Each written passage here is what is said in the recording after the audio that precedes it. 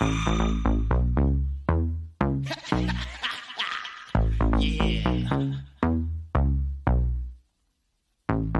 Jam on it.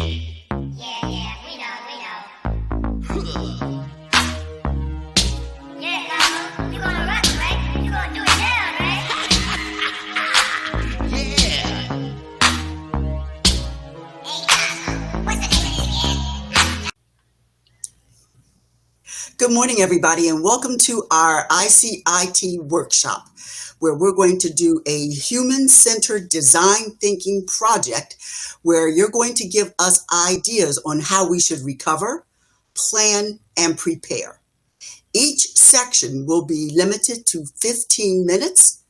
We're going to do rapid fire, putting ideas up on the board. Then the next 5 minutes, we're going to do the stack ranking.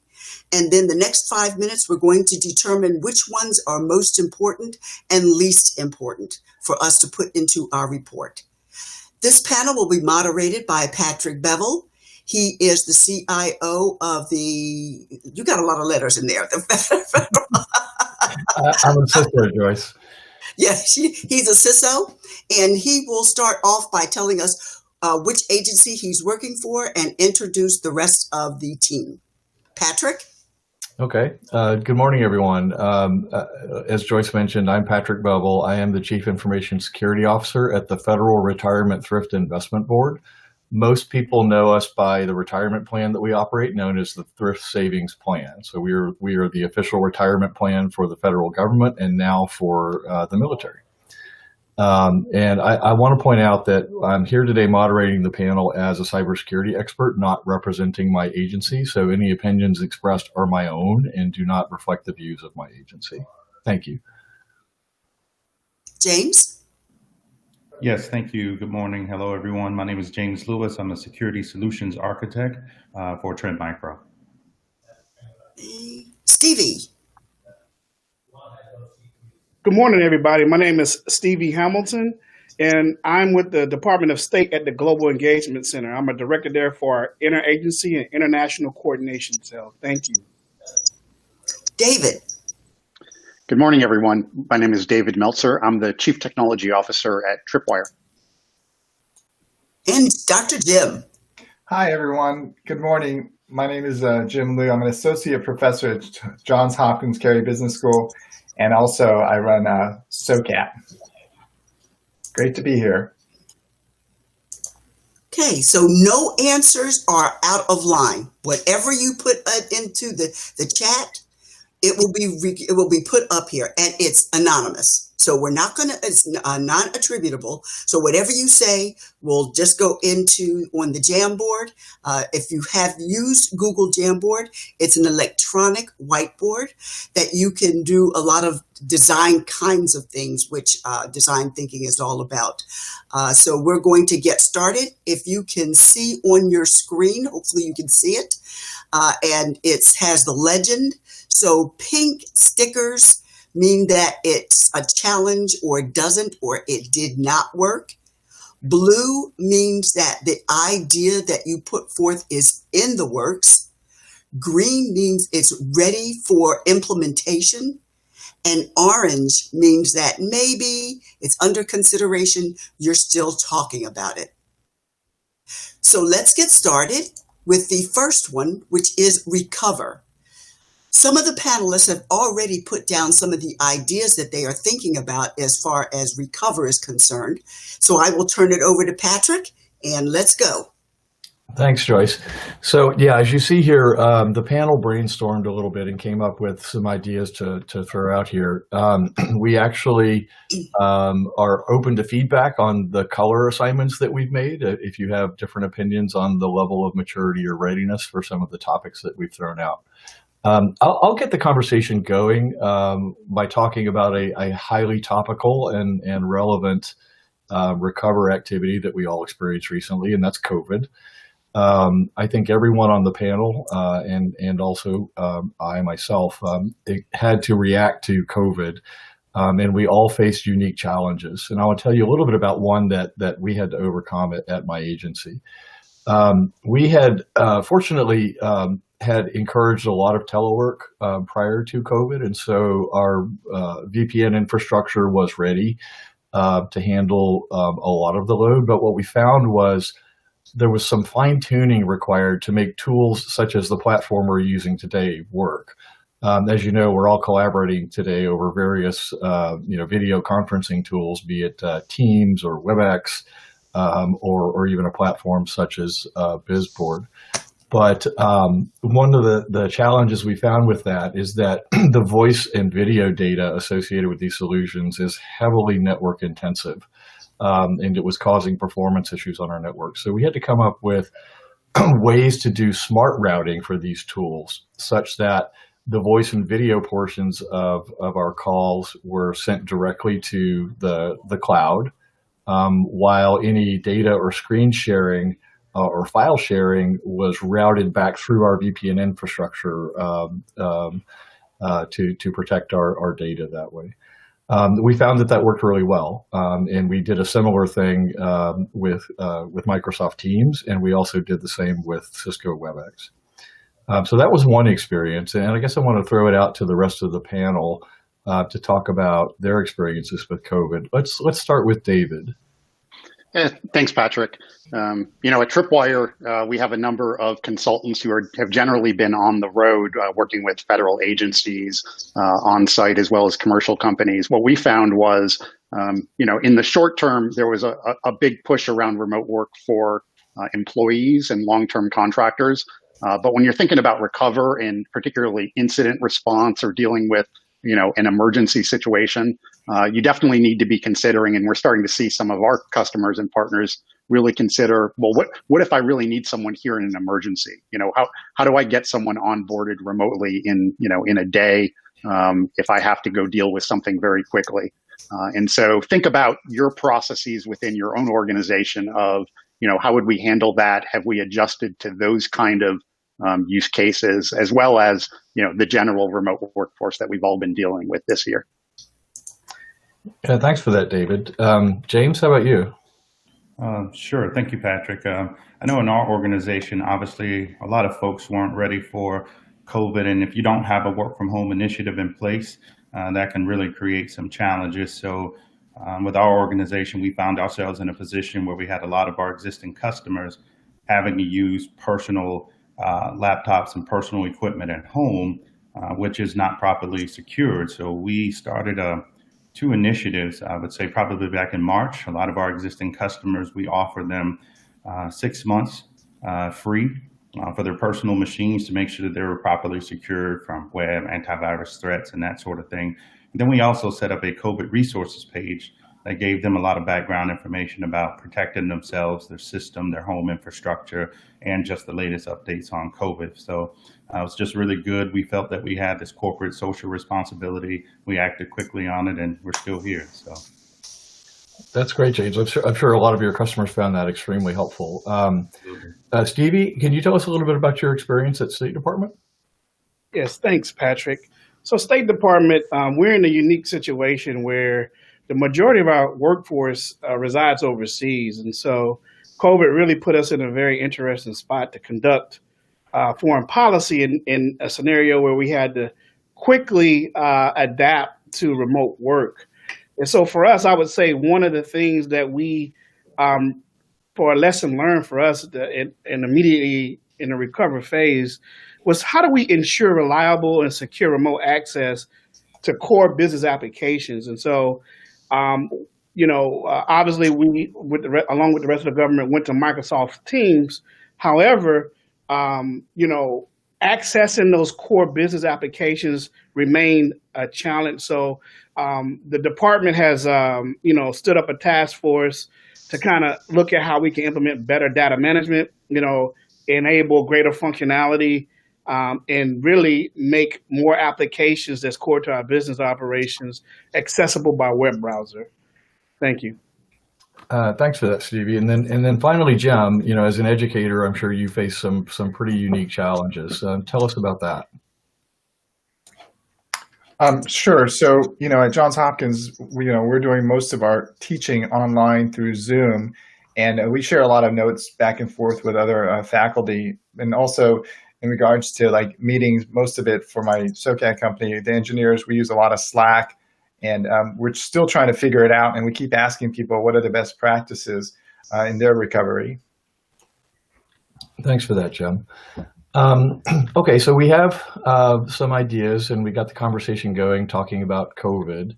Do the participants out there online, are there any of the topics we've listed here that you would want to elaborate on or help us prioritize, or is there something that we did not think of that should be up here? You can place that in the chat.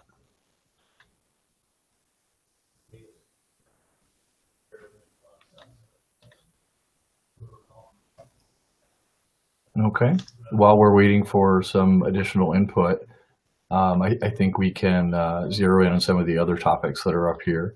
I think you'll see as we move through the other two topics, plan and prepare, that there are some recurring themes.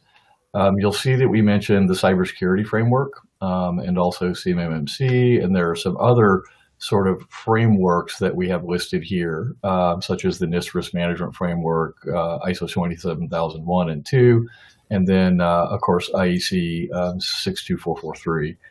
The reason why we listed those across the functions here is that we think that these frameworks are good planning tools that also help you in the prepare and recovery phases of this. And I'd be curious to hear for any of the folks online if we left anything out. Are there other frameworks that are in use?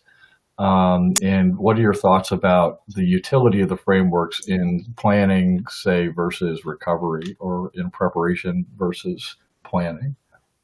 Yeah, and maybe to jump in there, Patrick, on the, like the NIST cybersecurity framework, which I'm sure much of the audience here is either, very actively using on the government side. We see a lot of different frameworks being used commercially as well. But for some people in some organizations, those frameworks are really looking at the controls. One of the things, particularly around this kind of planning idea that you can use these frameworks for, is really more of the process that they enforce for you. Identifying where your gaps are, creating action plans around how to deal with those gaps, executing on those plans. And so, take another deep look at, the process around those frameworks, not just the controls that they dictate.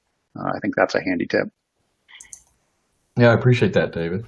I know that adoption of the NIST cybersecurity framework is fairly high in a lot of critical infrastructure organizations, especially in the utility sector and in the financial services sector. My agency has hands-on experience implementing it and some interesting plans for implementing it moving forward. I can say from my perspective, it's a useful framework for planning purposes, but we're also using it in a mode of continuous monitoring of our managed service providers to ensure that any potential issues are detected. And so it has some utility across various phases. Let's see, there's some input in here from Don McLean that CMMC is more process-oriented than other frameworks. That's true. Anyone on the panel care to chime in about that observation?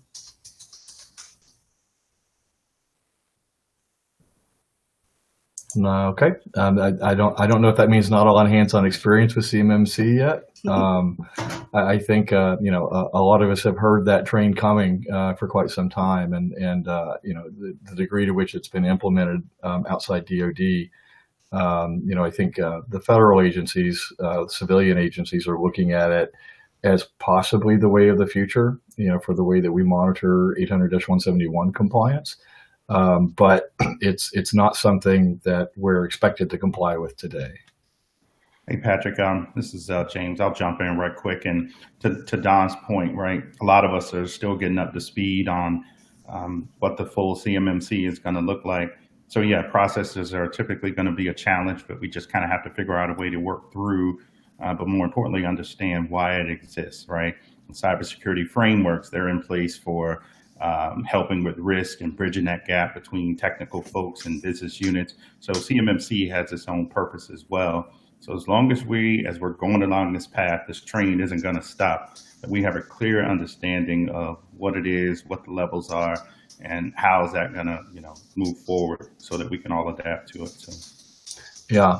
So Michael Molinaro, one of our participants online, says that he has partially implemented this at a biopharma client at this time, which is really interesting. Don also points out that really no one has a lot of hands-on experience with CMMC at this point, which makes sense. I think, DoD certainly is further along, at least in terms of planning for its implementation. So I think, labeling it blue was our original call, that it's really very much a work in progress. And I think that's right. Okay. Orange. So the orange under construction. Oh, okay. That's probably fair as well. Okay. Yeah, I saw Elizabeth said it in the chat, mentioned the MITRE ATT&CK framework. That's something that I've been working with for a couple of years, and it's a little bit more of a technical, tactical oriented framework for identifying attack and exploit activity on systems. But I think when it, kind of bringing it back to this recovering planning exercises, we're really having that deep understanding of what's happening on your systems, both to restore trust if you do have an incident or a breach, as well as to more proactively be monitoring. That is something I've seen a lot of adoption across over the last couple of years. Yep, and again, Michael Molinaro is observing that CMMC can be aligned with the CSF in any sector, and that's absolutely true. One of the things that we're finding is, the real utility of the CSF is that it can function as kind of a Rosetta Stone, mapping across various frameworks, and that's really useful for us. In our case, mapping to the NIST risk management framework and the controls in 800-53. Okay, let's see. There's a lot of activity happening in the chat room now. Let's see. Michael says he deployed the MITRE ATT&CK framework with tripwire tools in his SOC at a large scale cable. That's exciting. I wonder what the experience is of those who are using the MITRE ATT&CK framework, using it as a tool to help the leadership understand the risks and why you're spending the money where you're spending it. It is a heavily technical framework, and I think that in terms of planning, organizational, protect, detect, respond, that whole cycle is extremely valuable. But what is the experience out there with participants on using it as a framework to help prioritize cybersecurity spending, especially in explaining these things to management? Any comments? Anything from the panel? Well, and I think while that's coming in, explaining risk to to management, that kind of gets to the budget side. I think we put that in another one of these notes, but certainly trying to understand where does budget come in, and how can you prioritize both your spend and map that back to the risk that you're facing. I think that is one of the bigger challenges, and it's not a technical attacker challenge, but for those in the management side, it's probably one of the bigger cybersecurity challenges we face, especially with so many tools out there and so many security vendors out there. How do you figure out what's effective? Okay, thanks for that, David. I think we running up on time for the recover portion. I think 15 minutes each. Yep. We should probably start looking at ranking these and, determining which is most important. So if we, Patrick, if you want to go through them, and maybe some people don't even know what CMMC stands for. So once we get to CMMC, we can actually unpack the acronym. I think it's, obviously, as we mentioned, it's under construction. So in my book, this would be a lower priority at this point. I'm not sure how much of it is actionable for the participants out there. Okay. And thank you, Don, for pointing out that it's the Cybersecurity Maturity Model Certification. Maturity models seem to be proliferating everywhere. The CSF, for example, can be used with a maturity model, and that's the way that we intend to use it. So, my thinking, and I'd like to hear from the panel on this, is that, while CMMC is an interesting framework, especially for planning for, in our case, in the federal government, 800-171 compliance, for us, it's a little too under construction to be actionable at this point. So that would cause me to prioritize it a little bit lower. Okay. In terms of prioritizing this, could we think about this in terms of like return on investments, right? Or more in terms of like what are the biggest risks that are maybe hidden or known and unknown? How are we thinking about putting these in order, right? Just curious. Yeah, that's an interesting question, Jim. I mean, I know that making the case to management for cybersecurity spending is never easy, right? Translating it into to real world impacts that can be understood is hard. What I found to be successful is to talk in terms of things like rather than talk about ROI, it's essentially avoidance of things such as reputational harm or disruption of operations, that kind of thing. Would any of the other panel members like to discuss how we frame risk for management?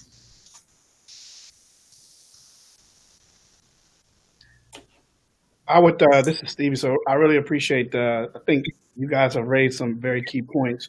One thing I would say, I know for management, from the perspective of dealing with this, dealing with counter propaganda, disinformation, we really want to know what affects our workforce and policies immediately in this phase. So in the recover phase, we want to be able to really address some of those issues as a priority that were brought up in blue, whether it's onboarding remotely, looking at how do we secure some of those immediate access to applications that we need to for continuity of operation. So I know I would recommend maybe as a priority looking at that in that bucket if you wanted to categorize it in a bucket. Thank you. Mm-hmm. That's a good thought, Stevie. And along those same lines, you mentioned secure access to core business applications. That's absolutely key in terms of recovery, right? So to ensure that there is continued access to core business functionality. So, onboarding remotely, dealing with, personnel, a remote workforce from a personnel management perspective, I think has to be pretty high on the priority list, as well as secure access to core business applications. Most of us are using VPNs for that, but there are other models, such as zero trust, for example, that can be leveraged moving forward. And so, maybe that's something we can talk about in the planning phase is, planning for the next generation of secure access. As our technologies mature. So yeah, and priority wise, I would just chime in and say I think for most organizations this year, that recovery and looking at the existing plans you have, relative to that remote effort and the COVID impact, that's probably that would be my top priority of going back to an existing plan you already have and putting it through a new lens. Yeah. Yeah. And, another topic that we brought up that I suppose we can kick over into the planning discussion is managed services. The use of managed services in our experience is something that can help bolster your resiliency in a crisis. And so if your agency or if your organization currently isn't leveraging managed service providers, a strategy that gets you there, along with other, sort of parallel strategies like migration to the cloud and things like that, are something that you can start thinking about now to sort of bake resilience into your technical infrastructure. So I think maybe we can kick that conversation over into the next one, and I'd like to hear from the participants out there and on their use of managed services. Is that something that there is a high uptake on out there? See, Michael is chatting again. And while we're hearing from the participants on that, the managed service is something that particularly at Tripwire, we've seen a lot of growth of over the last couple of years. Having recently launched now a FedRAMP certified version of our Expert Ops managed service, we've certainly seen that skills shortage, but also the need for flexibility, and having experts, at the ready. is something that has provided a lot of value beyond just providing technology. And so in terms of having a resilient organization, having that bench from your third parties always ready is something that can be a lot of value. Yeah, I think that's probably the core draw, for a lot of organizations that are either consuming or plan to consume managed services. The managed service providers can do at scale what you would have to reinvent the wheel for, I think that's in areas that are hot topics in the federal government right now are things like SOC as a service, right? Why should each and every agency have to replicate 24/7 SOC operations when it can be done at scale, using a shared service provider? And that concentrates, not just the efficiency you get with a larger operation, but also the knowledge and the skills are concentrated in a single provider. So, so I think managed services, kind of resiliency by design, are topics that if they're addressed in the plan and prepare phases, can really assist you in the recovery phase. Okay, any other prioritization thoughts? And what about the rest of I'm putting hash marks down on the sticky so that, the ones that get the most votes get moved over to the prioritization sheet. Oh, gotcha. So if anybody online has, wants to vote on any of these stickies here, please let us know. Okay.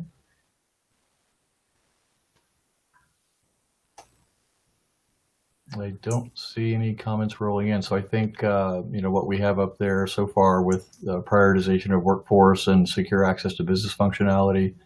I think, Stevie mentioned managing the remote workforce as a priority. So that's the, onboarding, and even beyond onboarding, right? There's still issues of offboarding. There's access maintenance. I think, for example, in the federal government, we use PIV cards, right? Personal identity verification cards, which are cryptographic tokens that authenticate us to our applications. Well, we still have to be able to maintain those because the certificates on those expire. And the only way to renew them is in person.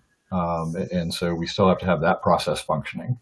So if you're using, access tokens for secure access, you have to have a maintenance process in place to keep that up and running in a business continuity event. Okay, well, it is time for us to move on to the next topic, which is plan. Okay. And there were a couple of things that you said that you wanted to move over to plan. One is resiliency by design. And I think, that's where the frameworks that we were talking about before, beyond just being, a model for execution in a recovery event, the frameworks are also very useful from a planning perspective. And I think the cybersecurity framework, like I mentioned, is kind of a Rosetta Stone between them. And so using that as a lens through which to conduct planning activities is something that I think can work really well. Maybe less so for CMMC, again, since it's under construction. Mm-hmm. Okay. Any other planning frameworks out there? I know it sounds like Michael Molinaro has implemented at least portions of these frameworks in various settings. Michael, if you have some thoughts for us on other frameworks that are useful from a planning perspective, that would be helpful. So Don is calling out 800-171, right, which has a large overlap with CMMC. I think that's another important one. In the federal civilian space, we now have FAR clauses that are tied to, the due care that's required under 800-171. But the specific mechanisms of, monitoring compliance are not as mature as they are in the CMMC. So I think that there's some work to do there. Yeah, and another one that I'd call out around this concept would be IEC 62443. which is also known as ANSI ISA 99, just to keep the acronyms and numbers flowing. That's a industrial cybersecurity standard based, particularly focused around, if you critical infrastructure, if you have ICS or OT systems, it has a lot more specific guidance around how to deal with those OT environments, everything back to system design and configuration. So if you're an environment that's starting to cross from just IT systems into OT cyber physical, that might be one that you're going to want to take a look at and see what can you learn from that relative to maybe you're using this cybersecurity framework. It has some additional things that might be useful. Thanks for that, David. So Michael was pointing out something really interesting that hadn't occurred to the panel when we were talking before, but Michael says it makes sense to adopt the PMI PMBOK framework for the entire planning process, which makes sense to me. Especially if, let's say that you're implementing cybersecurity framework-based planning from scratch. Well, you have to have a project to make that happen.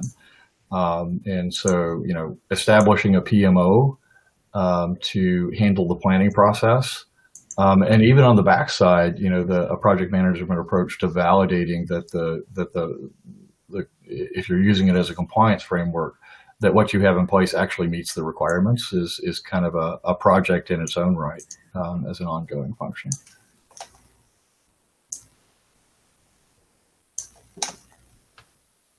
Yep, Michael was pointing out the classic formula of scope, quality, cost, and schedule. Those are all the trade-offs that you have to make.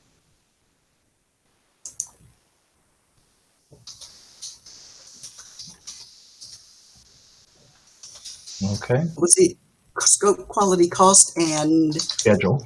Schedule. Yep.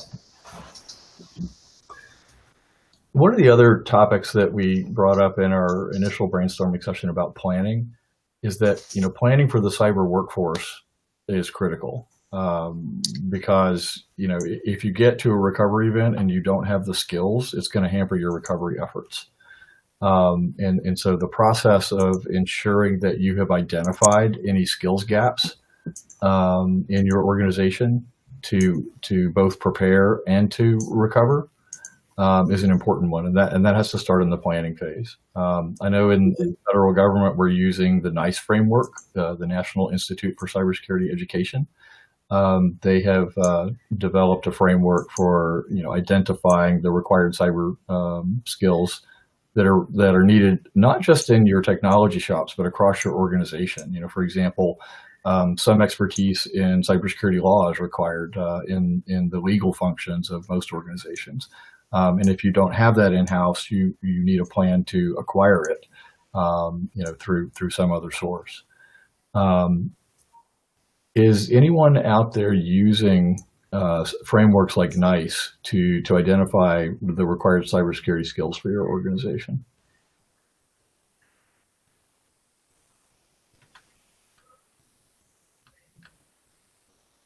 Nothing from the chat. How about for the panel members? Jim, for example, is the cybersecurity, is the NICE framework being used to guide, for example, curricula in educational institutions? I don't think we're as familiar with those types of cybersecurity. I mean, we have a internal system and, username, password that changes quite a bit. And Hopkins has been sort of, I guess, upgraded in terms of the securities historically. That's what I heard. The systems weren't as strong as they are now because people were I think it was just the username, password, but now it's 2 or 3 factor authentication. So they're much more careful these days. And the systems are broken out. So your payroll and your retirement and all these other things are out. And also for the Hopkins Hospital, as most of you guys know, healthcare records are very sensitive. So, there's extra layers of security there, and they're very, very careful to abide by all, all regulations and laws and so forth. But I think it'll be very interesting to, talk about what some of these things could be applied to the healthcare industry as well. And just to chime in around the workforce area, I don't have experience with NICE particularly, but I have seen a lot of impact in security over the last several years around the skills gap and skills shortage, and what companies have been trying to do to adapt to it. I think, one thing companies have been trying to do is really focus around the areas of automation and integration, try and get as much human manual effort out of the process. And I think that's different from, you go back a decade ago, a lot of security was administration of tools. And I think a lot of security today is moving away from that manual administration and moving towards analysis, kind of up-leveling, the level of what we're doing with data gathering. Tripwire tries to be supportive of education and closing that skills gap. But at the same time, from a technology perspective, you also have to be thinking about any technology I acquire, how am I going to get the people to run it? How many people do I need to run it? Is that something, whether it's a managed service or I can get remote people working on it or engineers on staff from the vendor, anything that's going to require me to go hire a bunch of people, it's going to be a very difficult thing to execute on in the current environment. One thing I want to throw out there is in the planning stage, to what extent is education about cyber? How important is that, right?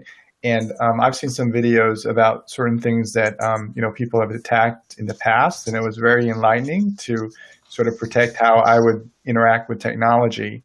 So, does some of these NICE frameworks incorporate the training, and also the knowledge dissemination of how cyber attacks happen?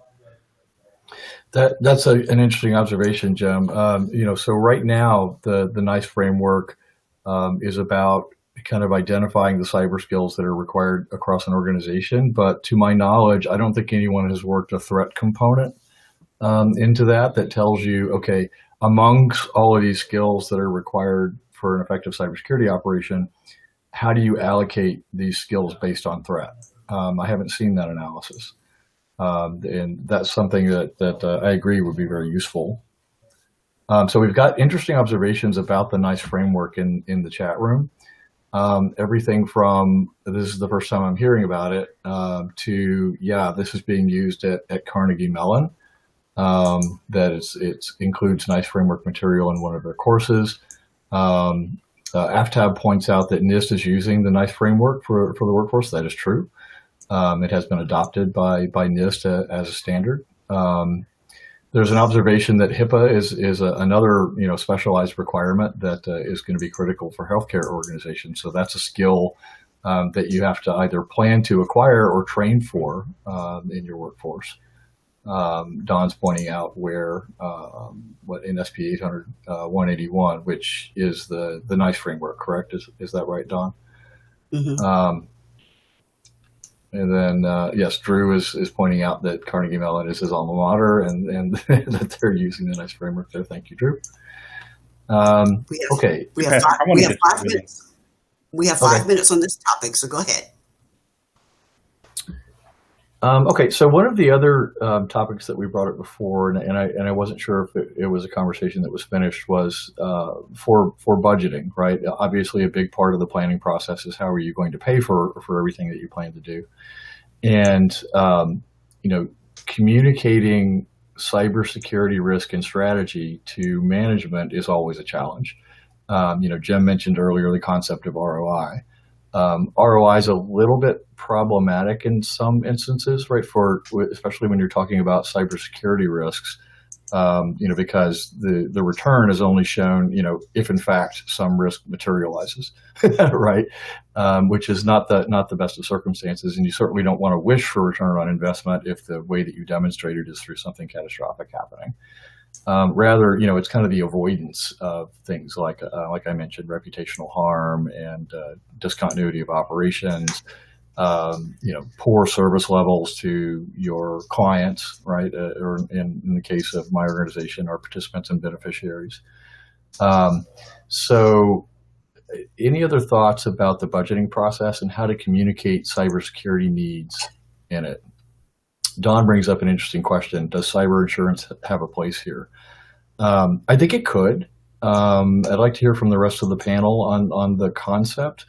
Personally, our agency, investigated the marketplace for that sort of thing and found that it was not a viable offering for us, but I think your mileage may vary. There are settings in which it may make sense for your organization. Any thoughts on that, James? I think it goes back to the workforce, in my opinion, right? Because if you think about regular car insurance, you're getting a rate based on your ability to drive effectively, right, and whatnot. With cyber insurance, they're going to look at the staff, right? Do they have the competency? Do they have the skills? How often have they been breached? Obviously, that's going to bring an organization to a higher risk, but you also got to understand with the cyber workforce itself, related to this insurance, you're asking folks to do a lot more than they did just 5 years ago, right? First, they were protecting virtual environments. Now they're asked, oh, we need you to protect containers. And now we have serverless environments. We need you to protect those. So there's this constant need to innovate, but at the same time, higher security requirements need to be there. So of course, folks are like, well, maybe if we're doing all of this, we may want to invest in cyber insurance. But once again, it's not for everybody. So. Yeah, and on that ROI topic, I agree with you, Patrick. You know, it's very difficult to really come up with a viable ROI for security overall. What I have seen is, you know, there's kind of a sub-segment of ROI that organizations often do put in place, which is, you know, what if I implement a new process, a new technology, you know, what can I stop doing? What efficiencies can I gain in the organization by doing this? What can I turn off? And so there can be a cost savings element to implementing new process or new solutions, but it generally doesn't go to the security value. It's kind of everything ancillary to that. Okay, we're going to move on to prepare. Okay. So obviously the planning and preparing steps are highly interlinked, right? You have to have a plan to prepare and prepare. You're kind of executing the initial stages of a plan. So a lot of the concepts that we discussed back in the planning phase are also applicable here, except that you're just in execution at this point. I like the observation that, you know, having a PMO function using, you know, PMBOK methods makes a lot of sense, I think, not just in the planning phase, but also in the prepare. Project management is especially useful, you know, when you're in the execution phase. So thanks for that observation. I think that's a good one. Again, the frameworks that we have been discussing throughout have a role to play in preparation in terms of, you know, organizing your efforts and also in ways that you can measure outcomes, right? The effectiveness of your efforts can be, you know, lined up with, for example, the various categories and subcategories of the cybersecurity framework. There's also the execution phase of the concerns that we brought up in the cyber workforce, right? You have to have a plan to acquire the skills, either through hiring or in-house training or possibly outsourcing, right? Or contracting with managed service providers to acquire the necessary cyber skills that prepare you for an event. Let's see. Security orchestration was an interesting concept. We brought that up earlier in the conversation, and I think it was you, David, that was mentioning that a lot of the preparation for being more resilient in a cyber events is to rely less on the human skills that you need and more on automation. Do you want to elaborate on that a little bit?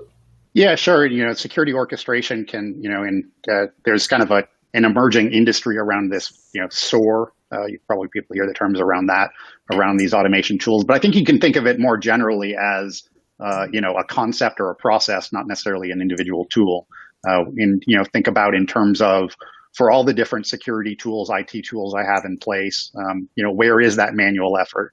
I work with our user experience team, and a lot of time what they spend their time doing is focusing in on, well, what are humans actually doing on a daily basis?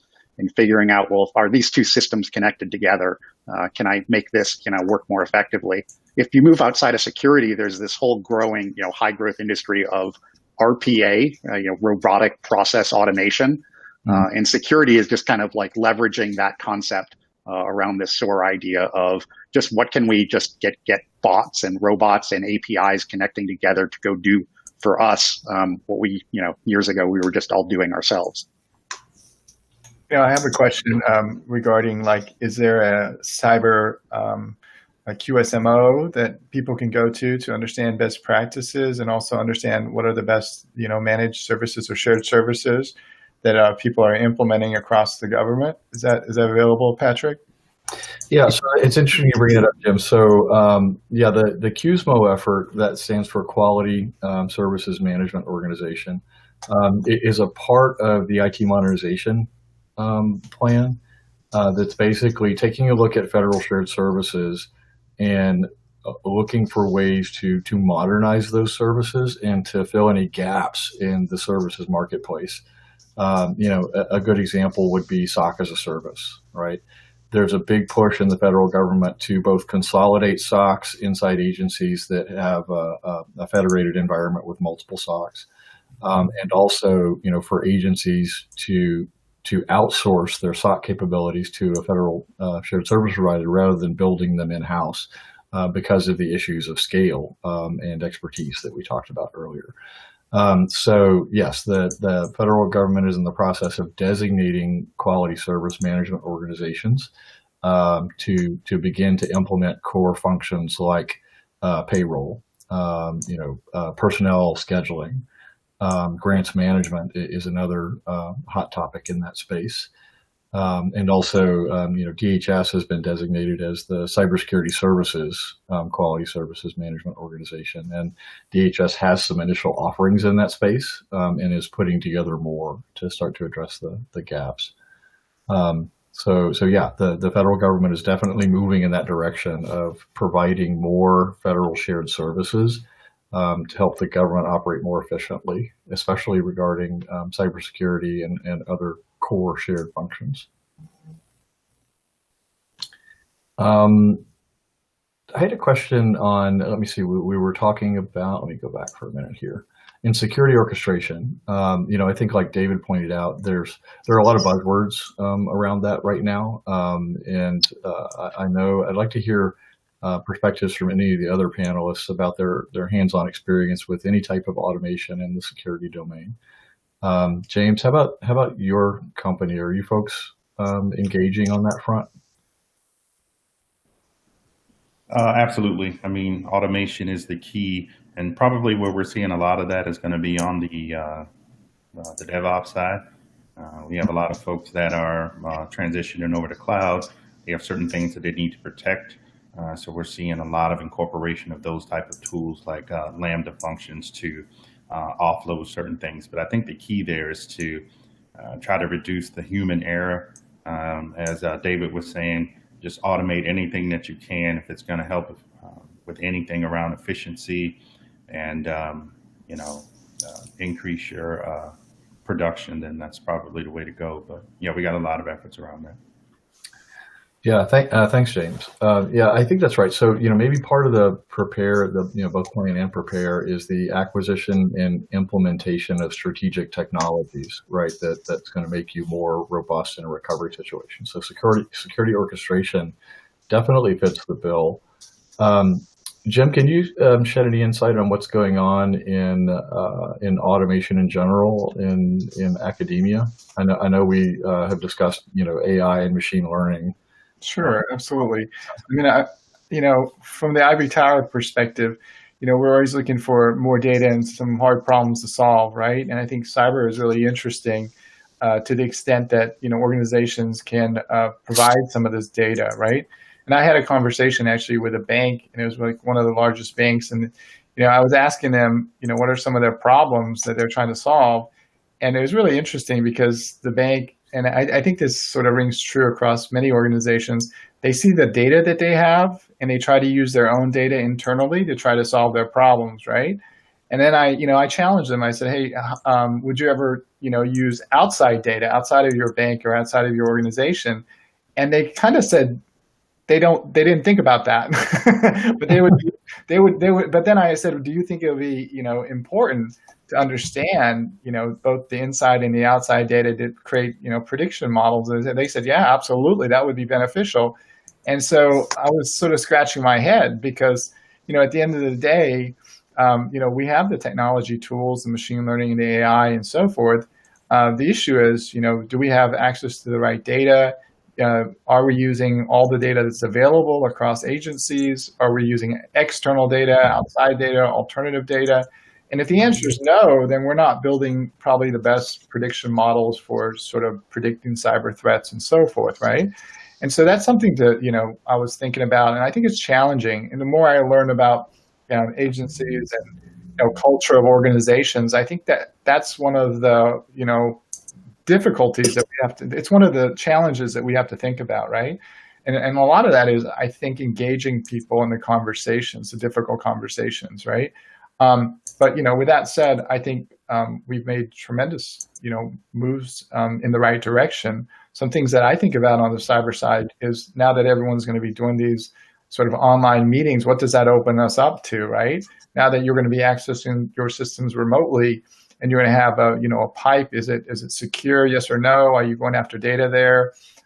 When you set up a robotic process automation, it's running every single night, right? What does that open that up to, right? To what kind of attacks? Whereas when you're on site, you did that in a secure environment. Now you're sort of remotely going in there.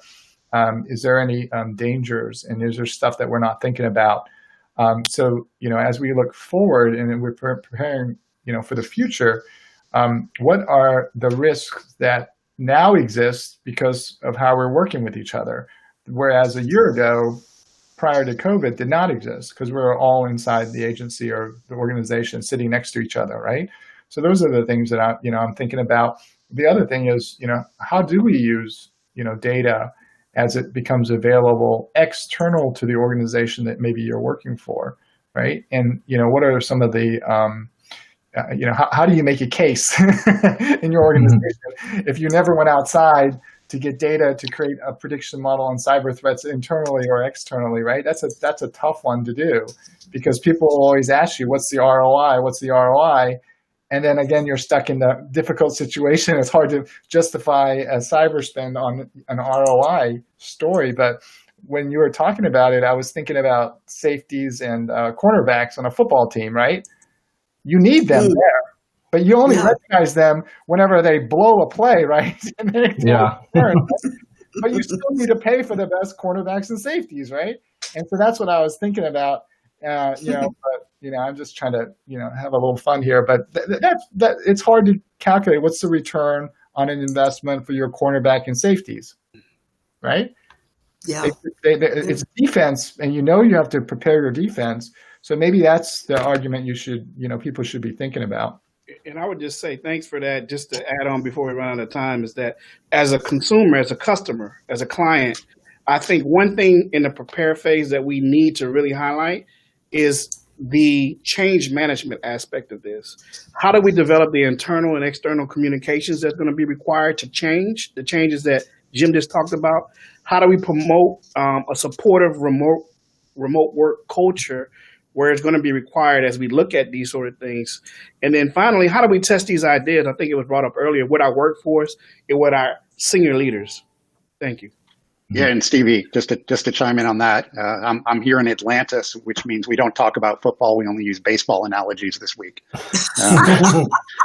But around that testing side, using a tabletop exercise around preparing, kind of, it's in that blue contingency plan testing, but really trying to bring that cross-functional stakeholders together. And actually testing out, particularly this year around, the remote work, the COVID impact, how are we actually going to react? Make sure you're planning those things. Getting those people together often is going to take you some time.